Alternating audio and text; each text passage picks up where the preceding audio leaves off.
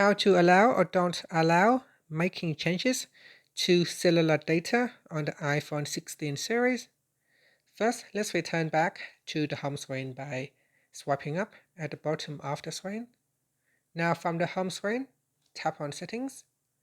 Then in the main settings page, we scroll down and then tap on Screen Time. After that, scroll down. Then in here, tap on Content and Privacy Restrictions. Then we scroll down to the bottom and then tap on Cellular Data. From here, you can choose Allow or Don't Allow making changes.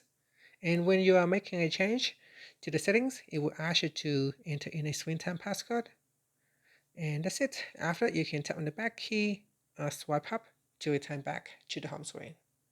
Thank you for watching this video. Please like and subscribe to my channel for more videos.